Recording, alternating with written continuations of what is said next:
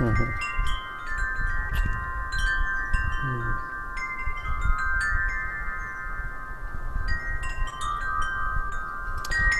well, thanks so much for joining me, everybody who's watching this video and who's watching it on YouTube. Yeah, it's just another opportunity to dive deep in the mind together and just be open to what Holy Spirit wants to enlighten us with. I feel like I do these hangouts because it's so helpful for me to hear what's coming out of my own mouth.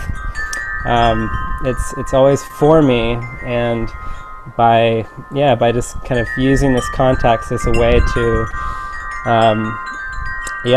have a reason to share these words and these ideas really seems to strengthen them for myself, and it's just a lot of fun. And I have my friend Will Wilson here in the room with me in the class. So thanks for joining me here, Will. Yep, lovely to be here, Erik. Yeah. And Will and I have had some really deep conversations in the past, and we may go into some things in this call as well. But I just thought I'd start off with some of the ideas that I initially was thinking of when I set this call up, and I titled it "Stillness and Atonement: Accepting the Correction." And then in parentheses, teachings from A Course in Miracles and David Hoffmeister, because these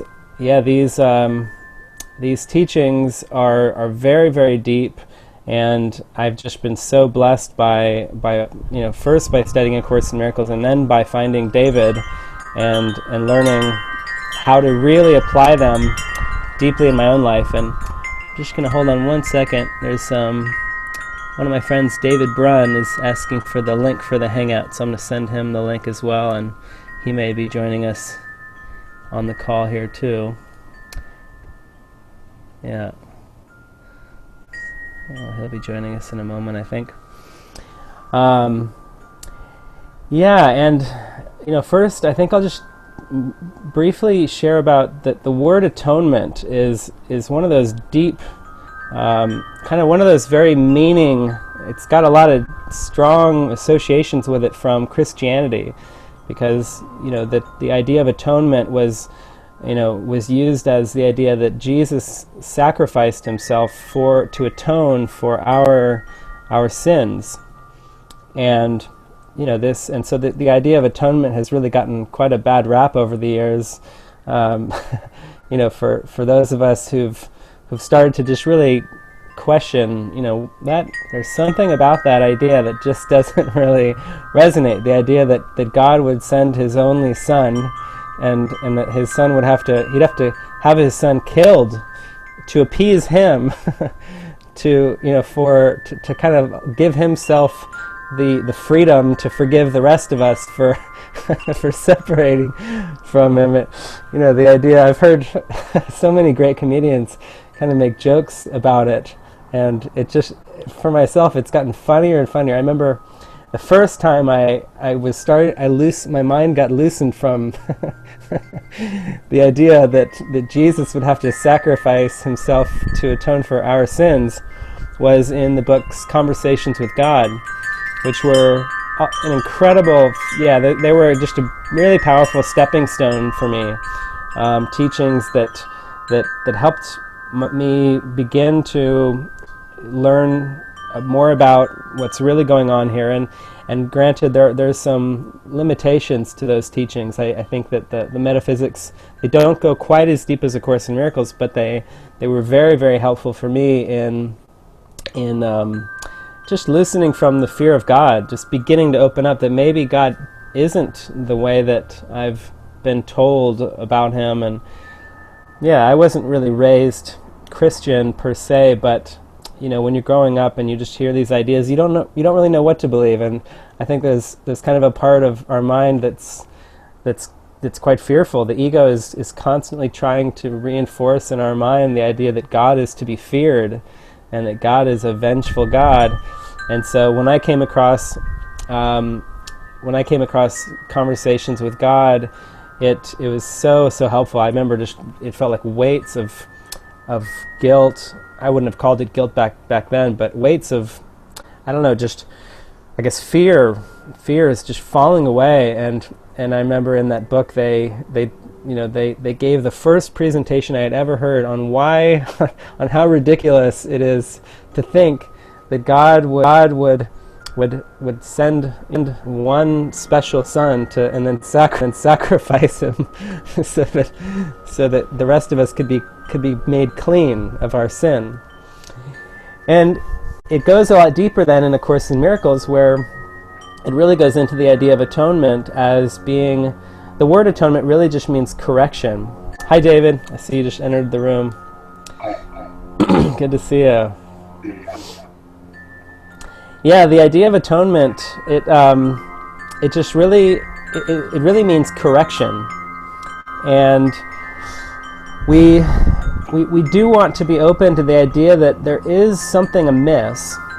Sometimes, in spirituality we try to, I think I have tried, and I seem to perceive other people where they've tried to rebel so strongly against the idea of sin that they swing to the other side and say, well, everything is actually perfect, and this world is perfect, and it's just about affirming its perfection. But it doesn't really work to go to that extreme either. We do have to acknowledge that we feel that something's off, and we can't just cover it over with affirmations. We have to really look deep within our heart and find the real source of the error. And the error isn't really about anything in form. It's not really in other people. It's not in the person we think we are. The error that A Course in Miracles is aiming at correcting for us is the error in perception. It's really an error of belief, and belief produces perception. So the Course says that into eternity where all is one, there crept a tiny mad idea at which the Son of God remembered not to laugh, meaning that we seemed to have a crazy idea that separation was possible. We took it seriously and believed in it, believed that we had separated from God, and then this seemed to get projected out into a world of form, which we then fragmented in our mind. We perceived it as being lots of separate parts, instead of seeing it as one projection, which it is. The ego is, it appears in many, many different forms, but it's really just one, it's all one ego, and it's all one cosmos that was made by the ego, and it's all still in the mind that invented it, we could say, that hallucinated this projection. And so accepting the atonement is a very deep idea, which means accepting what the Holy Spirit gave as the correction for this false universe and for the false belief that seemed to produce it. And the correction is actually the idea that the separation actually never happened. That it couldn't have happened because we are the Son of God. We are the one Christ who remains at one with God, and God is everywhere, and it's impossible to separate from that which is everywhere, and it's impossible to really leave your source. There's an idea in the Course that Jesus repeats over and over and over again that says, ideas leave not their source. And what that means is that we as the Christ could not actually leave the mind of God who created us. We can't really leave our source. And by the way, I'm just muting both of you just for the time being, so the minimize background sounds, but just keep in mind you can always unmute yourself if you want to share at some point. The idea that we can actually leave our source, that we could break away from heaven, is the ego. That is what the ego is. It's that belief. And the atonement is the undoing of that. It's the idea that no, you cannot leave your source. It's impossible to leave that which created you, which you really are. You are, not that, we wouldn't want to say I am God. That would be a little, because the Course does make a distinction in terms of God created the Christ. Christ did not create God, but they are one in every other respect. So in a sense, we are one with God, but to say I am God without fully, just to say that would be to kind of reverse cause and effect. And that can be an error that, that can just, it comes from a place of trying to affirm the positive. It's just more accurate to say, well, in truth, what I am is one with God, and I'm learning to accept the correction to actually have that experience. So that's what this class is about, is how do we practically come to that experience? How do we, because all these ideas are very intellectual, they're very high and abstract. I mean, we're talking about something that can't really be described. You can't really describe God, you can't describe Christ, and even the atonement, we can talk about it as a correction, but it's easier to talk about it actually in terms of its opposite, because we can understand the idea of separation. We all feel separate from each other, we feel separate from the things we seem to be able to, we have all these objects that surround us, and just that feeling of being a separate me is where all pain comes from. And yet we do have what we call miracles. We have these experiences in which the sense of separation falls away, even for just a moment, and there's this beautiful experience. Sometimes when we're just looking into somebody's eyes and we're dropping the mask, we're not trying to put on a certain face, we're just really surrendering, and then the sense of separation falls away. I've heard David Hoffmeister share about 3 experiences he's had, which the Course refers to as revelations. And revelations, I think, are pretty uncommon. They are an experience in which the entire three-dimensionality of the world collapses, and then even into like a dimensionality. I'm not sure if I'm saying that right. And then even that seems to dissolve into the pure light of heaven. It's like a glimpse of what heaven actually is. And I've never had one myself, but just I've heard them described by Gary Renard and by David, and yeah, that's where this is all leading. It's all leading to a state in which nothing actually exists but heaven, and that's pretty hard to imagine being inconsistently. I mean, when I really think about that, could I, do I really want to give up this whole world? Do I really want to give up the sense of being a person, the sense of having my own life, the sense of being able to do what I want to do? If I'm really honest, I have to say, I'm not sure. That's very, deep down in my heart, I it's like there's a knowing that that's what I truly want.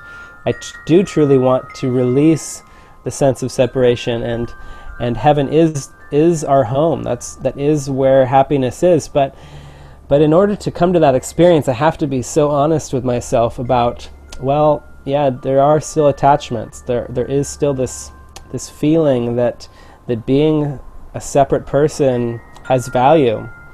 And the Course is saying it really doesn't, but you believe it does, and so we need to use what you believe in order to free you from it. We need to just gradually unwind your mind from this very, very insidious thought system that has seduced you into accepting it.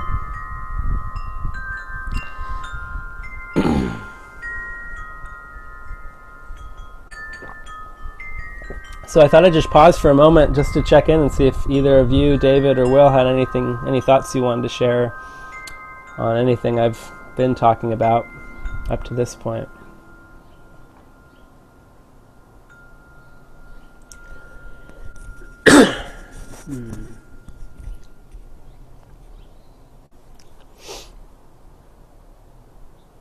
Because I want to, now I feel it's and probably this is where we'll have more of an interaction if it feels helpful, but getting into the practical aspect of this now. And the other part of my title was the word stillness. This is, stillness is our natural state. It's the state of mind that is empty.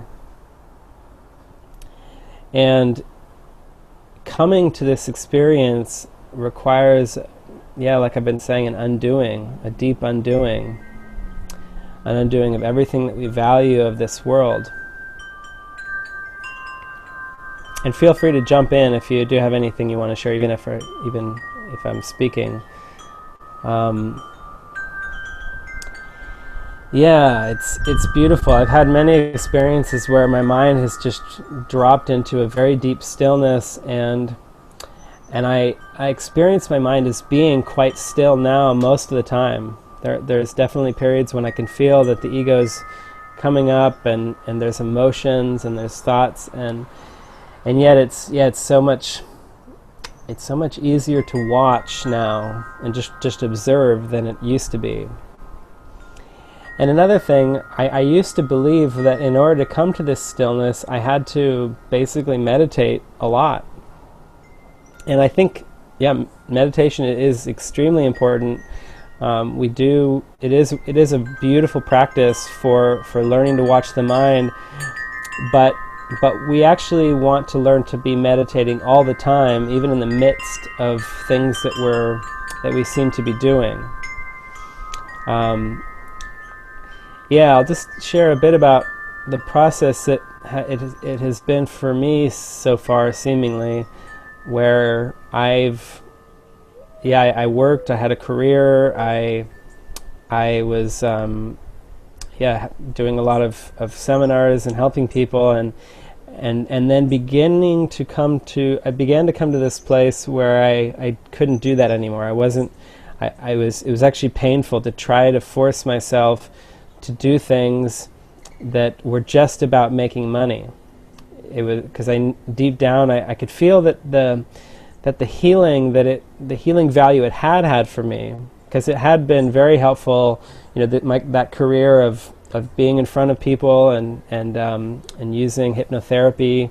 I was hypnotizing people in large groups in these clinics for weight loss and stop smoking. It had been very helpful in the beginning and for many years for coming out of my shell, for beginning to face some fears about my self-image and self-worth. And it was beautiful for a long time, but it did reach a point, actually I think probably 2 or 3 years before I actually let go of the career, when I think deep down I just knew that it wasn't really serving my spiritual growth anymore. That I was really only doing it for the money, and I wouldn't really even admit that to myself at the time. I think I had a sense of it, but I really wasn't sure, and I would just tell myself that I enjoyed it and I enjoyed the lifestyle, and but if someone had said, well, is it really serving you spiritually, I'd probably say, well, I really don't think so. But I was too afraid. I was too afraid to let it go, because I had a house, I had a mortgage, and I just didn't know, how I would handle those things if I didn't have this career. But it finally did come to a point when I was guided to let it go and really take a leap of faith. And after that period, I went through a phase where, actually it was about 6 months later, that I was guided into a Holy Spirit arranged marriage, where Armel, some of you have heard of Armel, she now is doing a lot of teaching in Europe, doing like non-duality satsangs. But she actually had guidance to call me up and suggest that she was hearing the guidance for us to get married in 2 weeks from that point, even though we had never even met.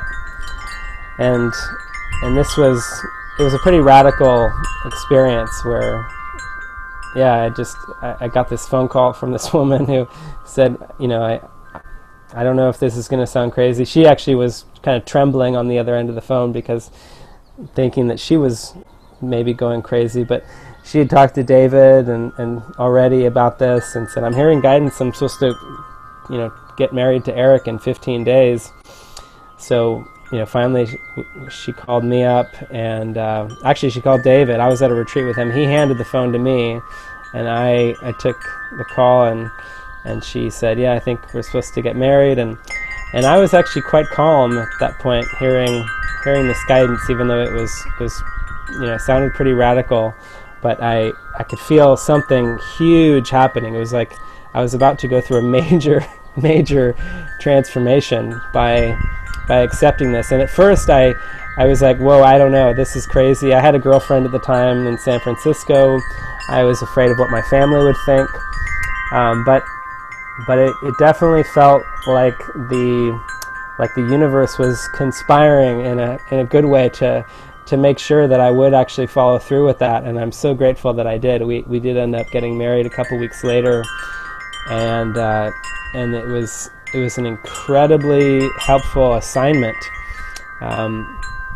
We think of relationships as being assignments in our community because they're sort of like these temporary assignments where there are lessons to be learned for both people, or if it's an assignment with multiple people, there's a lesson for everyone involved. And this was a marriage assignment between Armel and I, where we had to go through a lot of darkness. We had to face a lot of stuff in ourselves and practice forgiveness constantly with each other, and and really stay tuned in. It was challenging, but at the same time it was quite exhilarating because it was like a speed up. It was like a celestial speed up, as Jesus says in the beginning of the Course. It's like a celestial speed up happening where everyone who feels a calling to go deeper is calling for opportunities, and we draw forth people and situations that will push our buttons in the most helpful way possible to sort of force us to practice, to really practice the Course and forgive and just keep accepting the correction. It's a correction for our mind. It's a means of undoing all the false beliefs that we've held about everything. And as long as we have any belief about how anything should be or how anything actually is, even the belief that 2 + 2 = 4, which we would say is a true belief, you have to believe that there's something more than oneness to believe in 2, and let alone 4. So it's a very deep wash, and by being with Armel, I had to go through kind of an undoing of my intellect, because she was so expressive emotionally. She was so in touch with her emotions, and I so wasn't. that I was constantly being kind of pushed into them. I was being pushed to feel things that I had never felt before. so it was wonderfully challenging in that way. And I tell this story because I'm leading up to kind of where it got to a point when we were finally guided to start spending time apart from each other. It was like the beginning of undoing of the marriage, because all assignments are temporary. I was then guided into a period of meditation where I was really just meditating basically all the time. I felt like I had to really go to the extreme of it and look at my mind, and I didn't want to be doing anything. I didn't want to feel like I had to do anything. I was really liking that section in the Course, I need do nothing. And ultimately it's not about doing nothing. It's not really about physically doing nothing. It's about an attitude of I need do nothing. But at that time for me,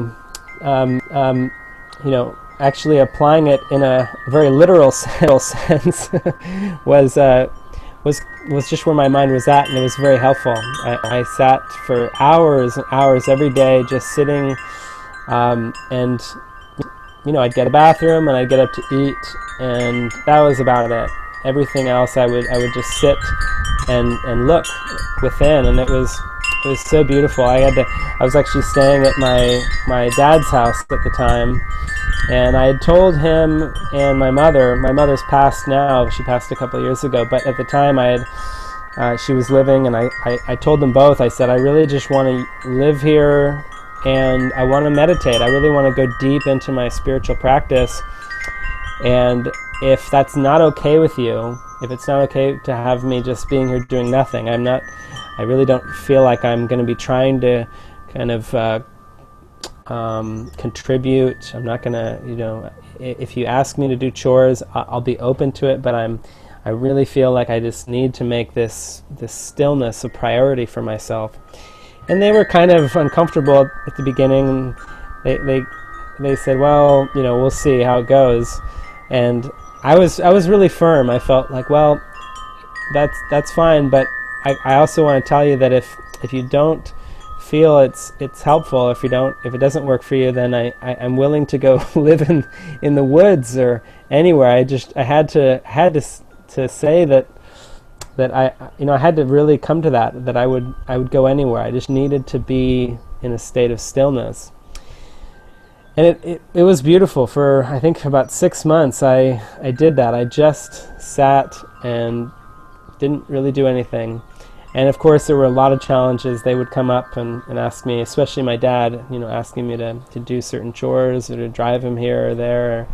He was going through a health issue at the time, which made it even more challenging, because it would flush up all this guilt, the guilt of reciprocity. Like, well, I'm staying at his house, and so I should do things for him. And yeah, I had to really face that. I had to face that guilt and that discomfort, and the potential of being kicked out onto the street. There was one day when it came pretty close to that. He was quite angry with me, and I was just doing my best to stay centered. But yeah, looking back, I was still going through a period of maturity. I still had a lot of lessons I needed to learn about really being at one with my brothers and sisters, which would include biological family, and seeing everyone as the same. But at the time, that's where I was, and that was a necessary phase of going to that extreme of stillness. And then what seemed to happen after that was being guided to volunteer in David Hoffmeister's community. There was a community out in Spain, and so I went from meditating all the time to basically volunteering all the time. Working in the garden, cleaning the swimming pool, cleaning the bathrooms, and that was challenging, because I didn't realize how much of an aversion I had to doing like physical work, and I definitely didn't feel like it was possible for me to be at peace while I was doing lots of things. But that phase for me was about coming to that awareness that, yeah, it's not about physical inactivity or activity.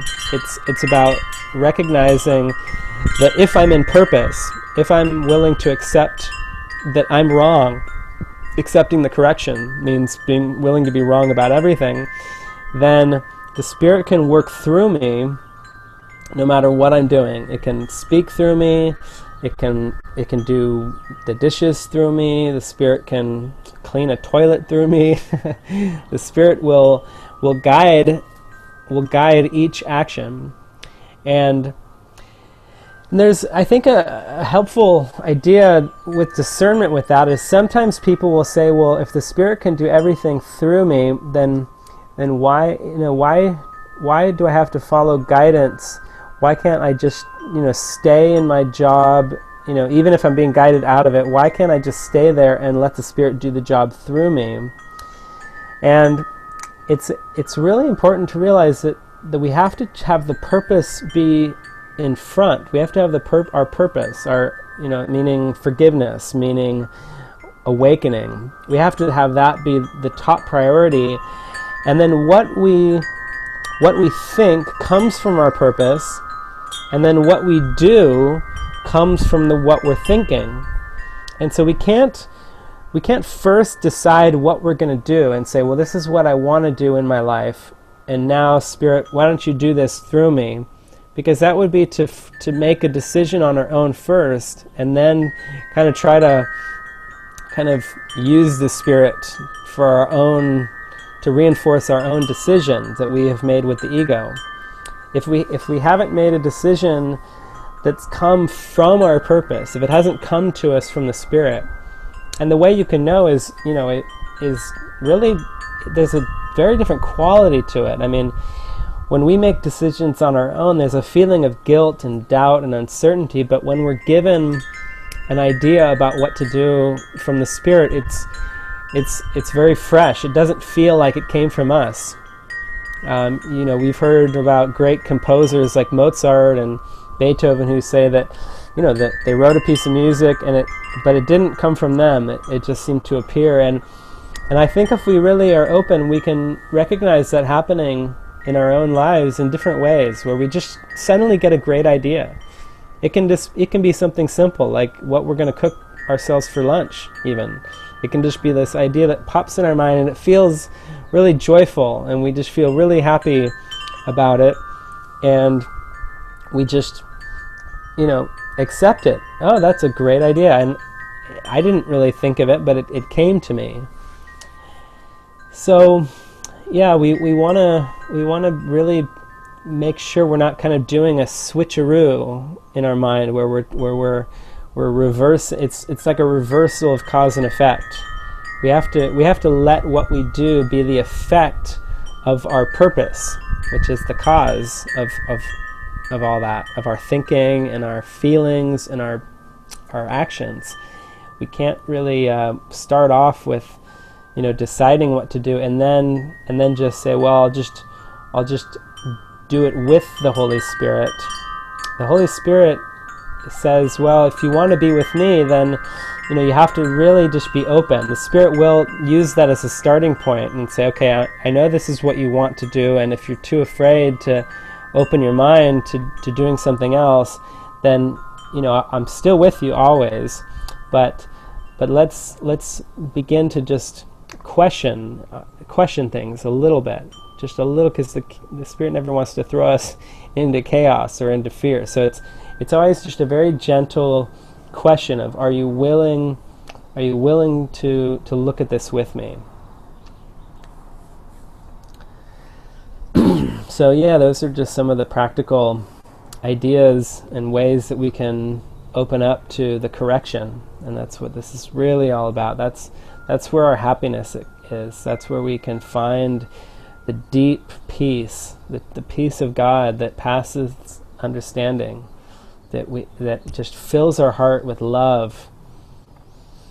It's our birthright. It's all that matters.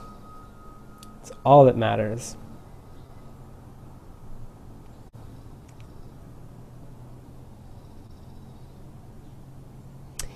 And I don't know if anyone who's watching has any thoughts they want to share, or topic or question, but there's a little Q&A app on the Hangout, on the video screen there, that you can click on, and you can ask questions through that as well.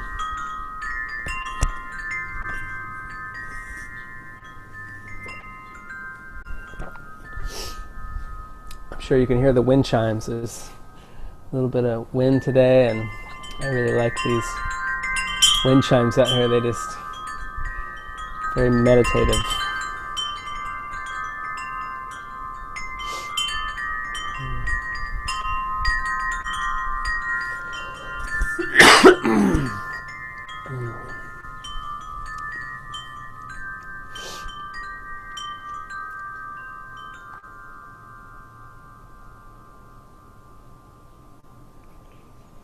So yeah, I'm just going to sink inward now and see if there's anything else coming through me to share, or if you have anything you want to share, feel free.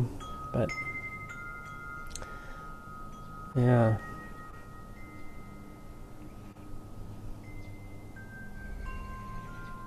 Just letting the Spirit be in charge.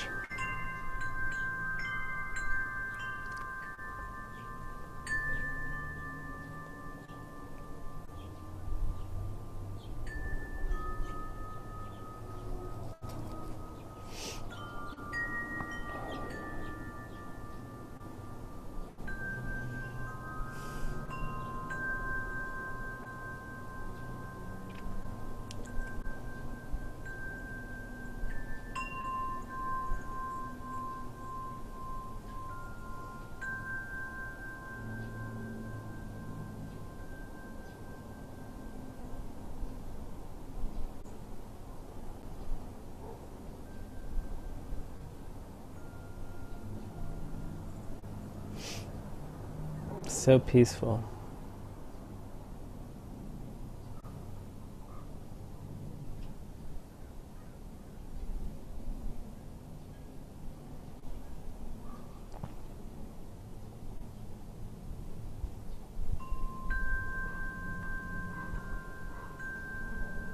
There's a video of David's that I've always cherished, and I remember watching it frequently when I was going through that phase of meditation, where I was meditating for pretty much all day long for several months.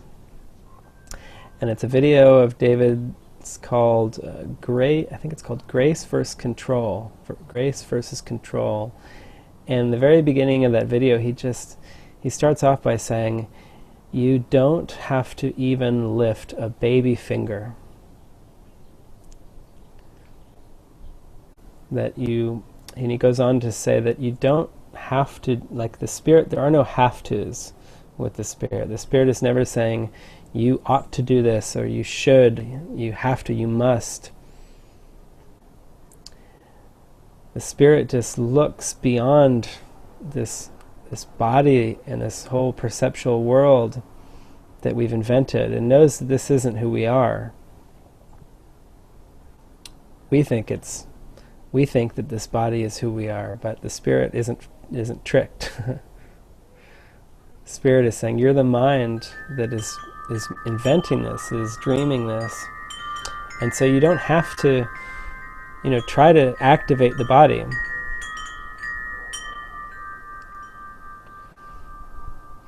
But if the body is to be activated, it'll be involuntary. It'll be activated by the Spirit. There will be a joy that suddenly arises that you'll feel your body being moved for you.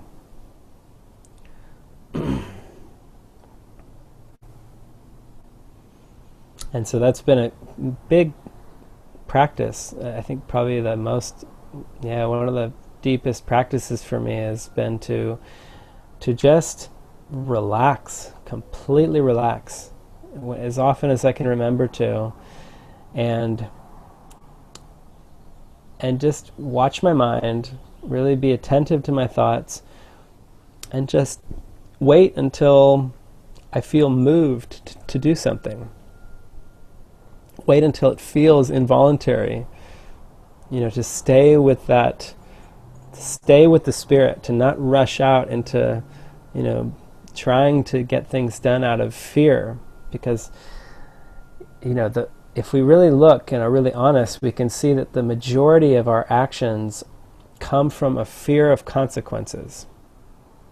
They are often things we do because we're afraid of what would happen if we didn't do them. And that never feels good. It's actually counterproductive when we do those things that come from fear. And so whenever I feel like I'm having a fearful thought in my mind, whenever I'm thinking, suddenly concerned about, what might happen, I just join with Spirit and I say, okay, help me here. I'm having this fear, and I think I need to do this in order to prevent that from happening. But I really want to join with you and either show me that this fear is unfounded, or guide me in the most helpful way, practically speaking, to handle this.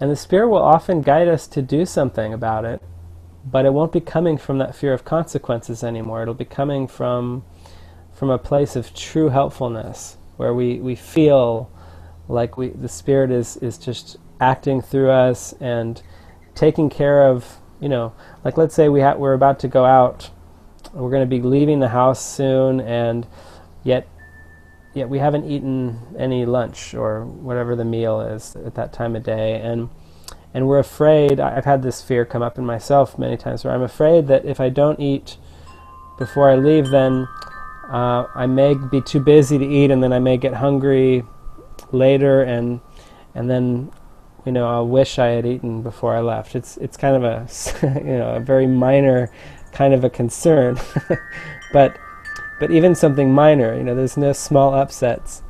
So even something minor like that.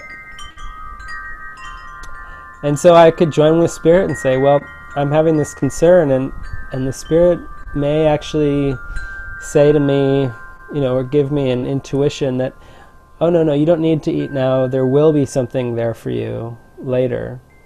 Or the Spirit may say, yeah, that feels good. Let's go downstairs and grab a sandwich. And maybe you can even just take it with you. Because maybe I'm not that hungry right now. And so I'm concerned. I'm like, well, I don't feel hungry now, but if I don't eat something now, I may not have something later. And I maybe didn't even see that there was a third alternative of making something to eat, but just bringing it with me. The Spirit will give us ideas that we may not, have been aware of, where the ego would give us two options, eat now, or you have to just hope you'll get something later. But oftentimes the ego's will give us two options, neither of which really feel good, but the Spirit will offer us always a third alternative, a new way that we couldn't have seen.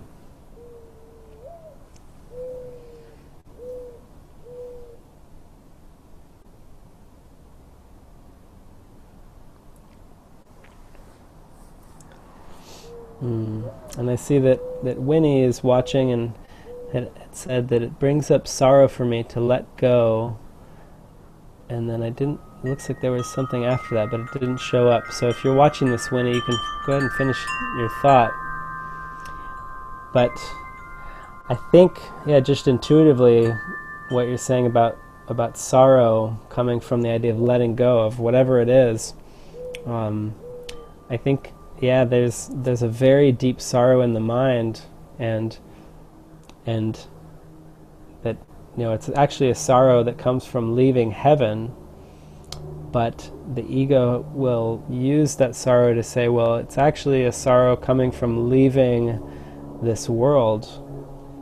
But it's a means the ego's using, kind of misinterpreting everything. It's always trying to tell us that the cause of our sorrow is coming from, a letting go of this world, because this world is a substitute for heaven and everything in it. All of our special relationships were made as substitutes for God's love.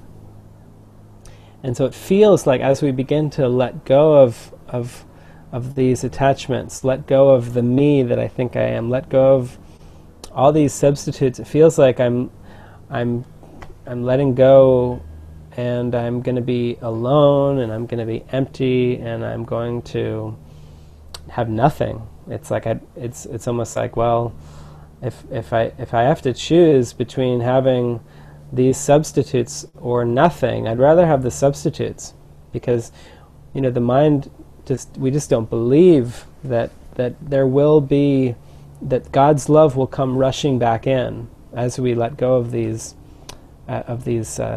special relationships, these substitutes. So it seems to take a lot of trust. It does bring up sorrow. It does bring up a feeling of, it's like the ego is always going to say, this is not a good idea to give up this world, to start to question the things you value here. You're going to be left with nothing. You're going to be alone. You're going to be like some bag lady on the street. That's where this is headed if you keep following the Holy Spirit, and it's just not true. It's definitely leading towards an unconventional life. A lot of people say, well, you can practice the Course but still be normal. And you can still be appropriate and seem to be normal to other people, but if you really go if you keep going deeper and deeper and deeper, you will make choices. You'll be guided to make choices that seem quite unconventional. The Spirit is not really into convention. It's not about trying to be normal. Jesus, look at Jesus. He He definitely didn't live a very normal life. Buddha, Saint Francis, all the saints and mystics, all those who have really said, I want to put God above all else and follow this path back to the kingdom of heaven within, they all seem to go through shifts and changes which led them into a very unconventional life, which we wouldn't call normal at all. So we don't have to try to be unconventional. We don't have to try to be spiritual, whatever that means. It's okay to be normal. We definitely don't want to try, think that there's anything wrong with just doing what feels comfortable. If it feels, if it feels frightening to make certain choices that like if there are opportunities being offered to us by the Spirit that feel just too far out of our comfort zone, we never want to feel like we have to. The Spirit will never try to coerce us. It's only the ego, we could say the spiritual ego, the ego that's trying to be spiritual, that would kind of put guilt on us and say that we're not being spiritual enough, or that it would have us compare ourselves to Jesus or to others who seem to be going deeper on this path than we are. But that's not what the Spirit would ever do. The Spirit would always just say, no, you're perfect. Exactly where you are. The place where you are right now is perfect. And I'm with you here. I'm with you right here.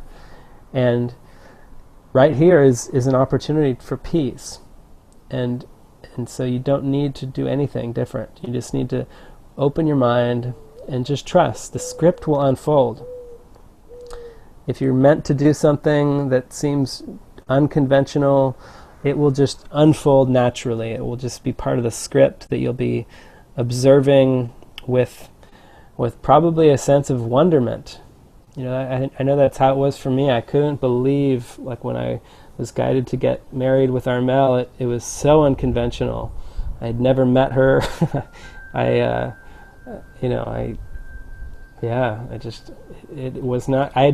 Definitely didn't have any interest in getting married. I felt like I probably would be a bachelor my entire life. And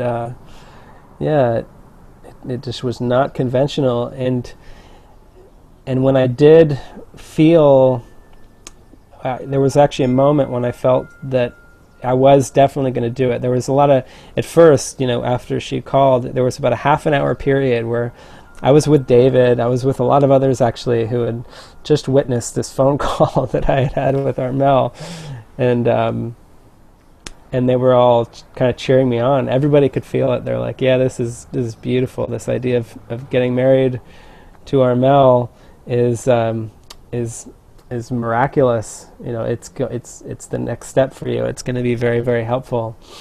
And there was a moment though about after, because there was a part of my mind, the egoic part, that was just raging. It was going, "This is crazy. Everyone's going to think I'm crazy. I don't think I can do this."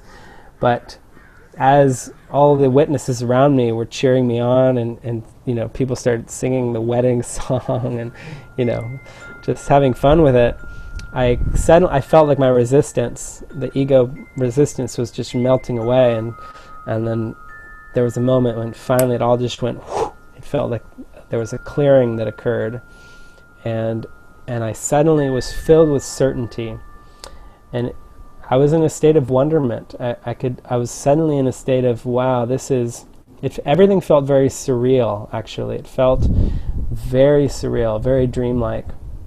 And that's how we want to experience life all the time. It's like a happy dream experience, like a glimpse of the happy dream when everything feels like a dream and just feels very, very peaceful, very relaxing.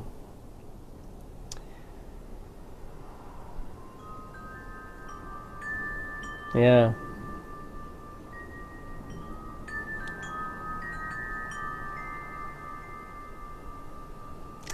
I see someone watching asked if this is a private event, and yeah, it's public to watch. If you want to join me in the room, I'm open to those who really deeply want to explore their spiritual path with me, but it's definitely public for those who just want to watch the live broadcast.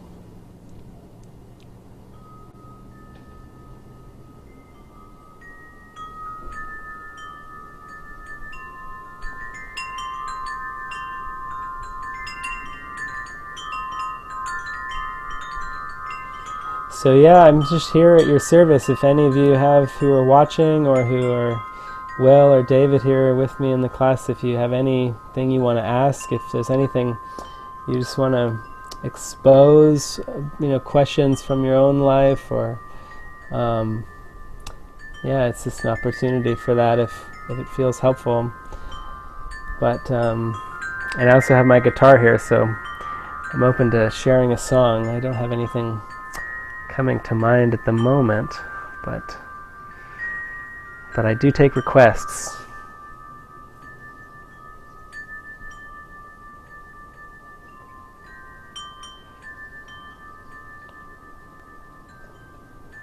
Hi Eric, it's Will. Hey. Yes, interesting listening to your earlier part about the atonement and the Bible idea of sacrifice. It's also interesting listening to you the other day about your experience going to the Jehovah's Witness Kingdom Hall. The reason I say that is because I was a Jehovah's Witness minister of religion for 25 years. And a lot of the focus during that time was on sacrifice. But as I started to read the course materials, what came out for me was the emphasis on the atonement, or being at one. And that was a real wonderful distinction for me, because then I realized that even if you're looking at it from the Bible perspective, where it talked about atonement, the teachings that we had, the focus was more on the idea, well, it felt like the idea was more on sacrifice, that you would continually do works that were considered to be wonderful works, but it was doing. But the distinction wasn't, for me, as strong about actually being at one. The idea of actually joining with God and being an extension of that. So that was something that I really appreciated getting through the course and through the direction of the Holy Spirit, was this final step of being able to be joined, lifted to that point of atonement.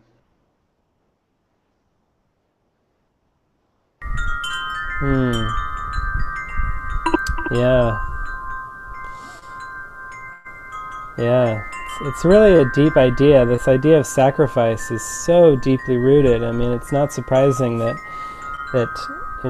almost every major religion talks about sacrifice, or even if they don't use the term sacrifice, even the idea of letting go of attachments, which I've been using. It's like the mind can't really understand this whole waking up business except in terms of a giving up of what it seems to have. It's really, really deep. It's as if we seem to have sacrificed heaven initially, but then we made up a substitute for it, and now in order to get back to heaven, we have to sacrifice the substitute to get back, which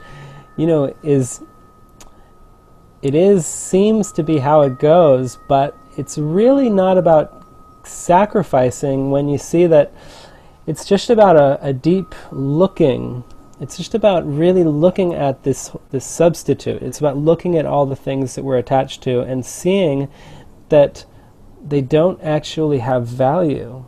They don't have value because they're temporary, and because the whatever pleasure they seem to provide comes with guilt. That's why seemingly everything in this world that we think we like, they say that all the good things in this world are bad for you. All the things that we like are bad for you. Like there's something that there's always some kind of a negative that comes with it, and it's just because of how this world was set up.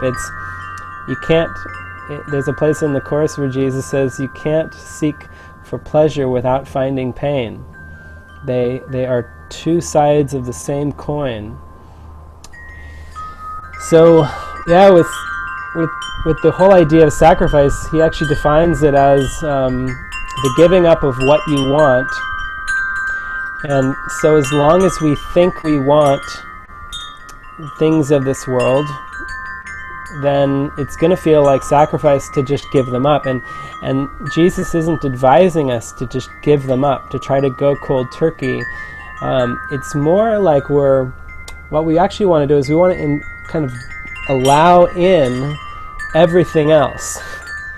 Instead of trying to give up certain things, we want to open our mind to the whole perspective, the whole picture. We want to open our mind to seeing everything as one, and allow the light, allow the love, the light that shines beyond the veil to begin to come through, to see the real love that's beyond everything. So if, for example, we have a special relationship with a certain person, then that's why Jesus talks about seeing the Christ in them. It's not like you want to try to give them up.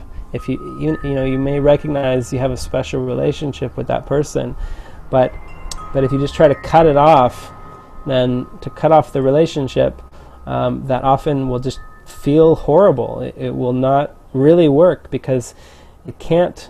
We can't work from that level. We have to go to the mind level, and we have to see that there's a deeper dynamic going on here, where we're actually blocking the love of God. We're afraid of it, and so we have to get in touch with the fear. We have to get in touch with what's underneath all these special relationships. And as we get in touch with the fear and the sense of lack, and begin to go through that and begin to find the wellspring within us, the wellspring of heaven, the light, the Christ that comes from within, then we just don't feel a need. Our neediness starts to fall away. We don't need all the special relationships that we had. We don't need to rely on other people, on things being a certain way. All the ways that we've set our life up to kind of feel like we're in control. As we start to find the joy within, and the love and the certainty within us, then we don't need to depend on anything else but that. And so things just start to dissolve, and they kind of naturally seem to fall away. But it's more that we're really just opening our mind to the kingdom of heaven and seeing the wholeness. And in that, nothing is sacrificed. Nothing is sacrificed at all. So, yeah, it's such a deep topic to really go into and explore. Yeah, the other notion that came with that was the notion of loss. So, and it's that idea, I think, which has that sense of attachment to the body, I suppose, and not wanting to give up a lot of the things about the body, because there's a sense of loss behind that.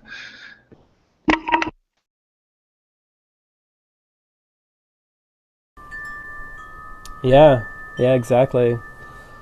Yeah, that's it. That's loss, we could say, is synonymous with sacrifice. as if we have something to lose. And it, as long as that's our experience, then it just means that we need to go inward and just keep looking at what do I really value here.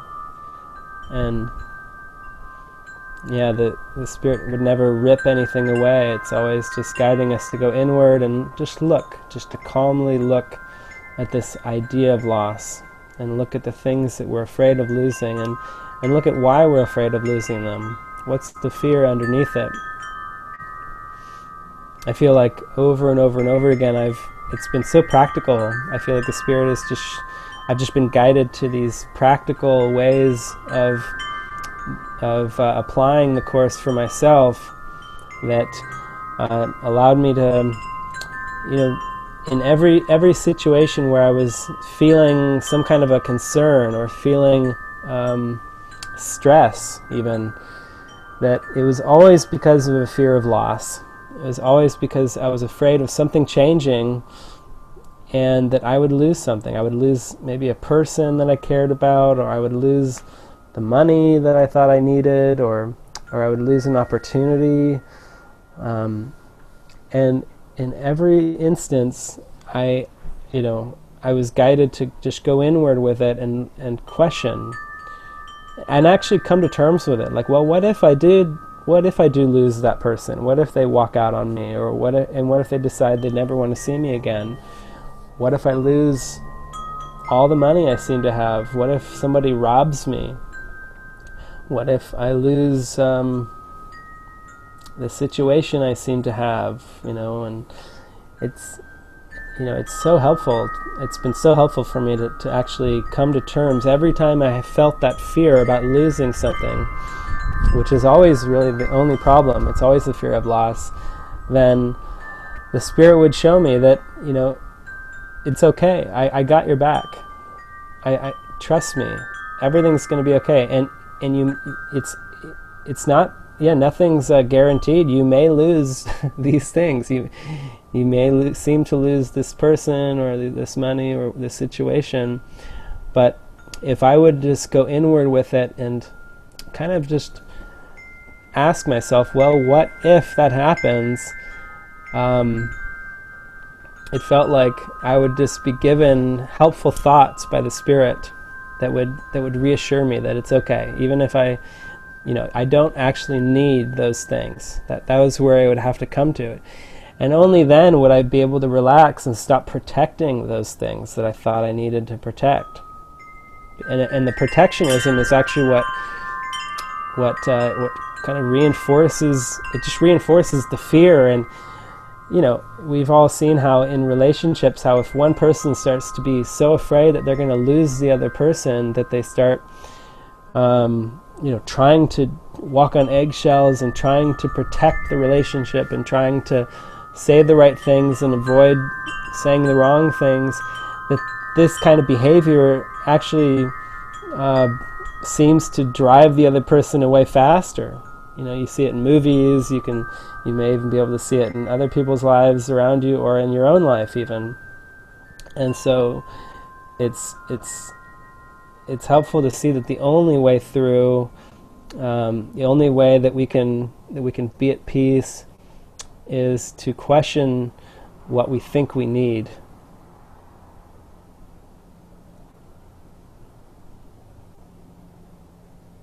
Because the only thing we really need is an experience of being whole and complete. I think that was a landmark term, as I recall. That was being whole and complete. That was the experience that they would say we're all going for. And it's we could say, in Course in Miracles terms, the peace of God. Yeah, I do recall that. Yeah, so we just have to put peace of God as our top goal and our sole priority. And that's the only way life is ever going to flow smoothly for us. As long as we have anything else other than peace of God as our top goal.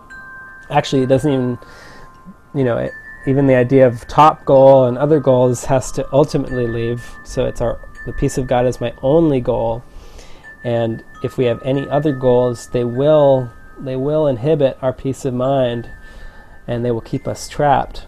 So the whole journey is just about questioning these other goals, questioning the future outcomes of what we think we need, and not trying to just chop them off, but just looking at them and saying, well, what do I think that's going to bring me?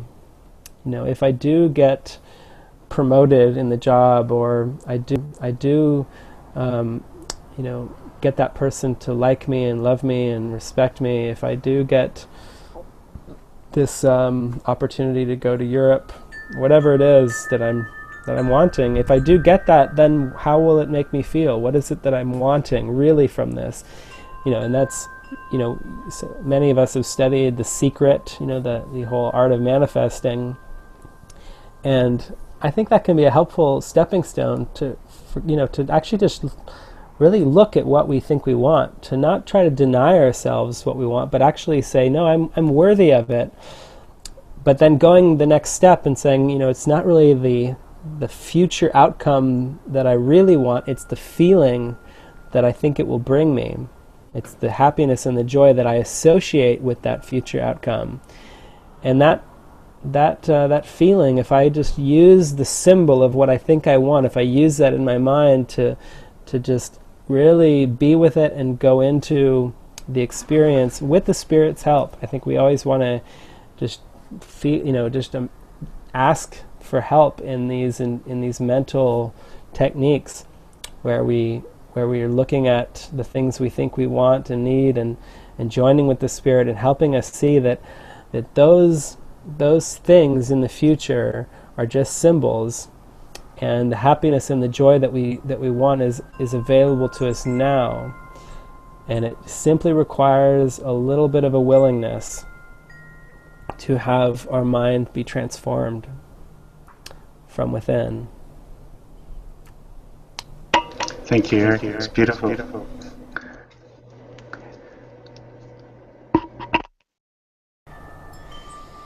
Yeah, so it feels pretty complete to me at this point, and I just want to thank everyone for watching and for joining. Thanks, David and Will, for joining me on this call.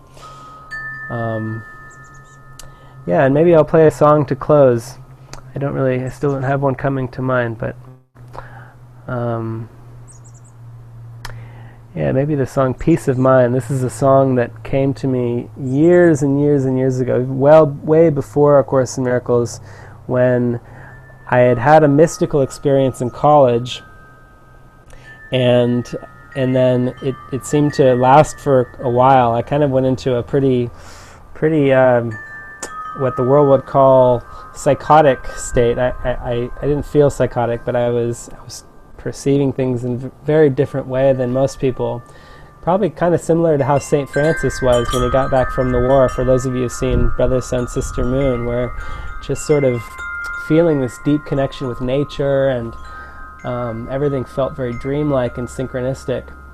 But that experience finally sort of faded out, and I seemed to come back to normal, what the world would call normal. And then I went into sort of I don't know, I was kind of depressed. I was like, what was that amazing, mystical state that I had just been in?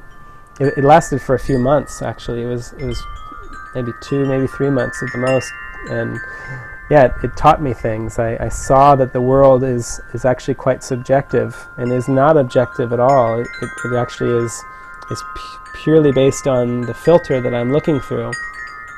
And so I wrote this song called Peace of Mind as sort of a calling to get back in touch with that experience of peace that I knew was what I was really longing for. So I'll go ahead and play that for you.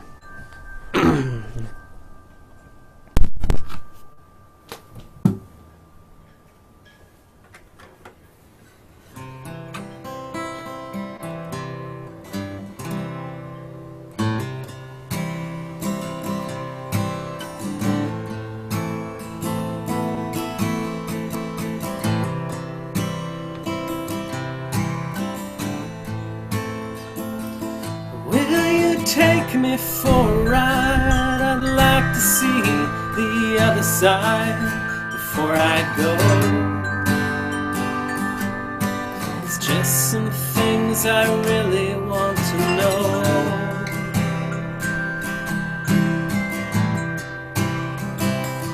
Will you tell me what they mean? All the strange things that I've seen before I die. Oh, so very long I've wondered why. All the things that make me think, and why I always seem to sing when I try. I only want to find some peace of mind.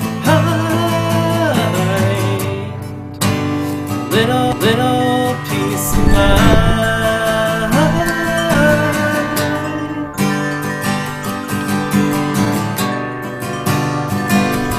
I'm a seeker on a quest, chasing what I know is best for my soul. Trying to do the things that'll guide me home.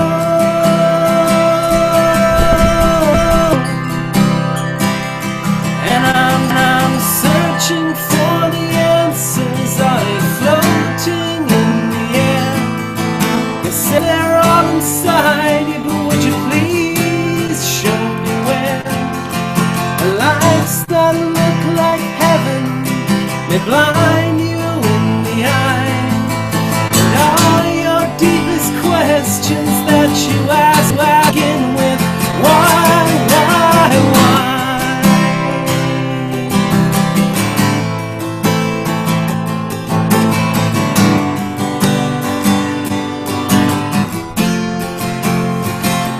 So I've packed a couple things and I'm going for a ride. I'd like to take some time just to look down deep inside. I don't know where I'm going, only know just where I've been. Led by dreams and inspiration, I am leaving all my friends for a while, for a while.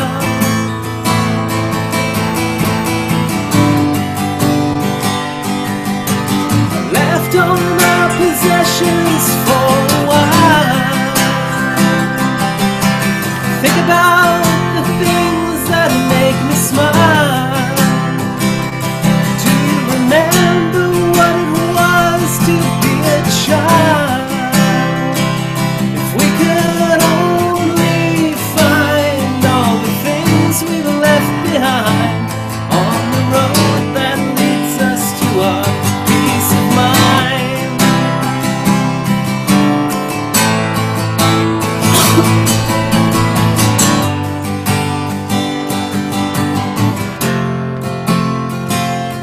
As the years are getting older, my wings are getting colder. I'm I find it's getting easier to fly. And if I fly home every day, I will never lose my way.